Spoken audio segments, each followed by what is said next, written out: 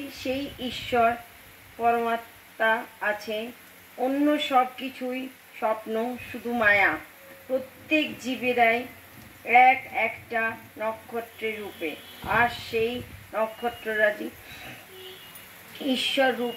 সেই অনন্ত নির্মল নীল আকাশে বিন্যস্ত রয়েছে নিখিল আত্মার সমষ্টি রূপে যে একমাত্র ভগবান বিদ্যমান আছে, এবং যে একমাত্র ভগবানের অস্তিত্ব আমি বিশ্বাসী। সেই ভগবানের পুজোর জন্য যেন আমি বারবার জন্মগ্রহণ করি এবং সহস্র যন্ত্রণা ভোগ করি। আর আমার সর্বাধিক উপাস্য দেবতা হবেন আমার পাপী নারায়ণ, আমার তাপী নারায়ণ, আমার সর্বজাতি সর্বজীবের দরিদ্র নারায়ণ। ধর্ম হচ্ছে মানুষের ভেতরে যে ব্রহ্মত্ব প্রথম থেকেই বর্তমান, তারই প্রকাশ। প্রত্যক্ষ করাই যথার্থ ধর্ম। ধর্মের উহাই সার, আর অবশিষ্ট যাহা কিছু যথা ধর্ম ভক্তি প্রশ্রবণ অথবা ধর্মপুস্তক পাঠ অথবা বিচার, কেবল ওই পথের জন্য প্রস্তুত হওয়া মাত্র উহা প্রকৃত ধর্মই কহে। অথবা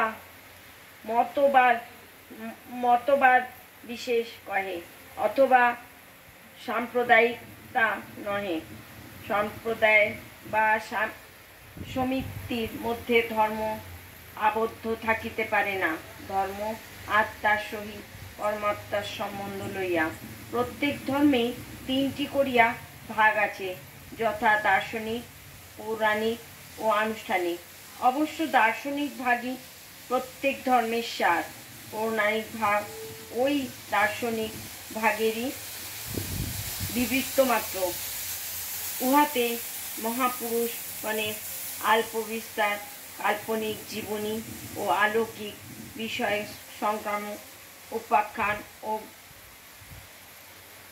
গল্পসমূহ দ্বারা ওই দর্শনকে উত্তম রূপে বিবৃত করিবার চেষ্টা করা হইয়াছে। আর আনুষ্ঠানিক ভাগ ওই দর্শনেরই আরও স্থূলতর রূপ, যাহাতে সকলেই উহা ধারণা করিয়া পারে। মন্দির ও গির্জা, শাস্ত্র অনুষ্ঠান এগুলি কেবল ধর্ম, শিশু শিক্ষামাত্র, যাহাতে প্রবর্তক প্রাথমিক সাধক শত সবল হইয়া ধর্মের উচ্চতর সোপান অবলম্বন করিতে পারে। তীর্থে বা মন্দিরে গেলে তিলক ধারণ করিলে অথবা বস্ত্র বিশেষ পরিলে ধর্ম হয় না। তুমি গায়ে চিত্র বিচিত্র করিয়া চিতাবাঘটি সাজিয়া বসিয়া থাকিতে পারো, কিন্তু যতদিন পর্যন্ত না তোমার হৃদয় খুলিতেছে, ততদিন পর্যন্ত না ভগবানকে উপলব্ধি করিতেছ, ততদিন সব বৃথা। হৃদয় যদি রাঙিয়া যায়, তবে আর বাহিরের রঙের আবশ্যক নাই। ধর্ম অনুভব করিলে তবেই কাজ হইবে। আজ এই পর্যন্তই। নমস্কার।